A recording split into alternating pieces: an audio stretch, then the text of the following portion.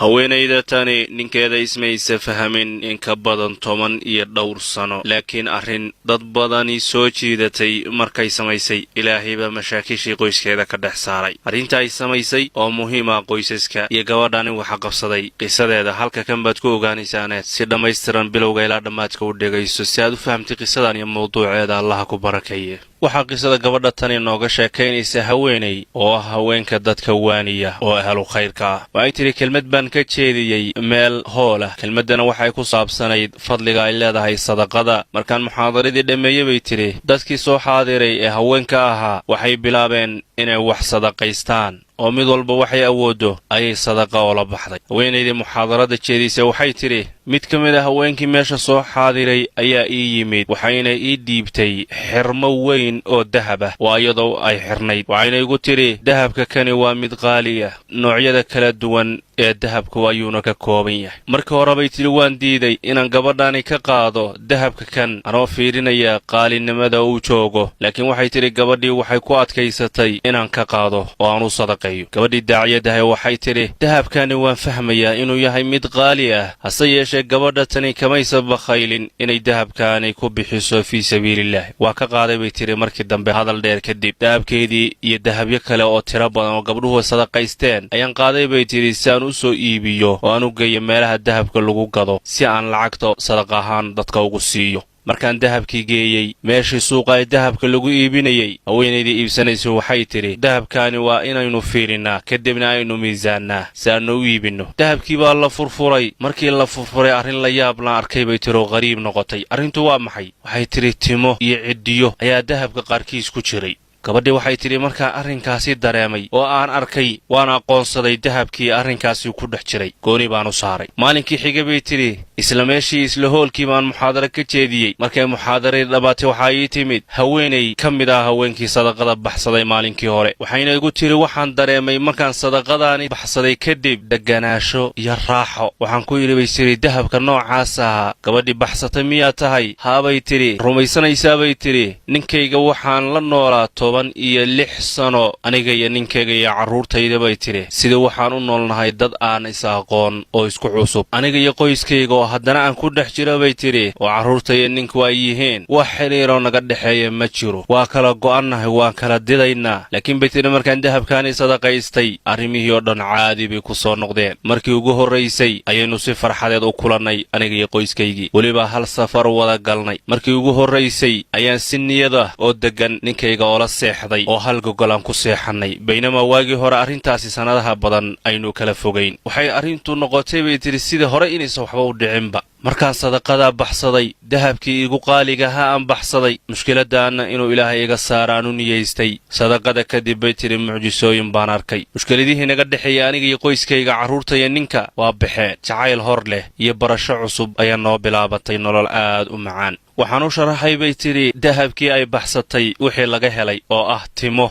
iyo ciddiye la dhexgeliyey waxay tiri timahaas iyo ciddiyaha anigu maan ogayn oo maba fahansanaynba laakiin bay tiri dahabkaani hadiyad qaali ah markaasi aan islahaa qaali weeye ayay ahayd bay tiri saaxiibadayda gabdhaha igu dhowaanaadka u jeclaa ay iisu hadiyaysay arrinka ma fahanteen walaalayaal gabadhaa saaxiibteeda dahabka u soo dhiibtay waa dahab ay balaayo u soo gelisay waana dahabka ay mushkiladda ka bilaabatay ee dhowrka iyo 10 sana ay haweenaydani la dhacaysay iyadoo carruurteeda iyo ninkeeda aysa isfahmayn laakiin markii ilaahay ku hanuuniyey inay dahabkii dhammaanba bixiso sadaqayso ilaahay baa furay xumaantii ay saaxiibteed u soo xirxirtana rabbi baa kala furfuray waad fahamteen marka la leeyahay cadowgaada iska jir hal mar oo keliya laakiin saaxiibka iska ilaali 10 jeer waxaa ugu weyn ee aad isku hubayn kartid ee aad isku daaweyn kartid qof yahow si nafsi ahaana si xumayn ahaana musiibo kastoo dhacday waxa weeye waa sadaqada su-aasha aadka u fududay waxa weeye maanta ma sadaqaysatay wax ilaahay abuuray wuxuu doonaba ha noqdee wax ma qoodisay oo wax ma siisay mashaakil kasta oo qoyskaada idin dhex mara ninkaada carruurtaada u sadaqee sadaqadaa kala furfurayse iskana jir saaxiib aan kuu naxayn laga yaaba noloshaada farxadeed inuu kala firdhiye laga yaabaa inay ku tiraado saaxiibta dahabkan qaado haweenkuna inta badan dahabka waa ka dambeeyaane laakiin lagu soo dhexgeliyey sida gabadhaani loogu dhexgeliyey sixirka riyaha iyo timaha masaa'ibka lagu soo akhriyey kuwaasoo nolosheedii ragaadiyey kana dhigay mid aan horay u soconayn laakiin alla furfuray markaa isdhaafisay sadaqada weeye arrinka ilaahay ku furfuraya ogaada walaalayaal markaa sadaqaysatid waxaad arkaysaa deganaansho iyo farxad iyo faraj ilaahay xaggiisa kaaga yimid shimbir wax quudisayaa quraanjo wax quudisayaa koob biyaa qof baahan ama haraadsan siisayaa geed waraabisayaa sadaqada hada yaraysan nabiyullaahi maxamed wuxuu leeyahay isagoo haweenka la hadlaya sadaqada waxba ha xaqirinina walow hal shilin nuskiisba ha ahaatee ma awooddaa inaad samaysid arrimahaas sadaqada weeye ilaahay wax kasta waxa uu kuugu furfurayo dhammaan waxa aynu doonayno halkaas ayaynu ka helaynaa walaalayaal hase yeeshee sadaqadu ma ahan wax la bixiyo oo keliya ama kaa baxa dhoollacadaynta iyo farxadda wejiga walaalka aad ku dhoollacadaynaysid ama qofka walaalka ama laga yaabo inuu murugaysan yahay waa sadaqo qofka caafimaad qaba waa u baahan yahay intuusa xanuunsan kan xanuunsan xanuunka ka hor waa u baahan yahay kan nool waa u baahan yahay arrinkaas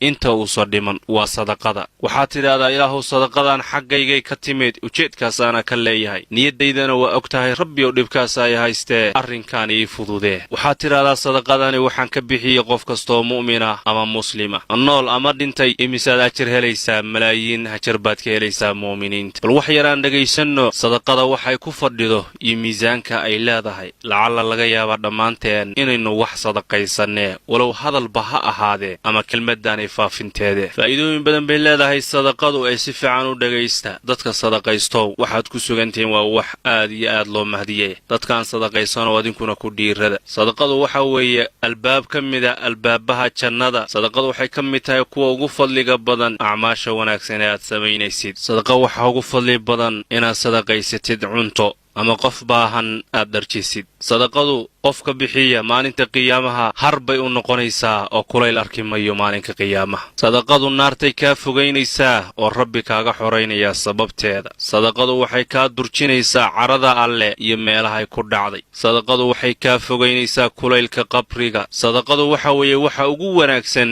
ee qof dhintay loo hadiyeeyo walow waalidkaaba ha ahaadee ayadaa anfacaysa ilaahina adiga ayuu sadaqadaasi kuu barbaarinayaa qiyaamahana iyadoo weyn baad arkaysaa sadaqadu waxa weeye isnadiifin iyo daahirin aad daahirinaysid naftaada xasanaadkana alla wuu kuu laba jibaarayaa sadaqadu waxa weeye farxad aad gelinaysid qofka aad wax ku sadaqaysanaysid wejigaadana ilaahay waa nuurinayaa maalinka qiyaamaha sadaqadu waxay kaa aamin yeelaysaa cabsida maalinta weyn ee qiyaame iyo inaadan u murugoon wixii ku soo dhaafay sadaqadu waa sabab waxayna sabab u tahay in ilaahay kuu dembi dhaafo waxay kaloo sadaqadu sabab u tahay sayi'aadkaada in la dhaafo xumaanta kaa dhacaysa sadaqadu waxa weeye wax kuu bishaaraynaya kuuna sheegaya khaatimadaadu inay wanaagsanaan doonto sadaqadu sabab bay u tahay inay malaa'igtu kuu ducayso malaa'igtaasoo ah mid ducadooda la aqbalay og yahay qofka wax sadaqaysta addoommaha ilaahay kuwa ugu akhyaarsan ayuu ka mid yahay sadaqadu waxa weeye mid abaalmarkeedu qof walba uu gaarayo qofka wax sadaqaysta ballanta alla u ballanqaaday waxa weeye khayr weyn iyo ajar ballaaran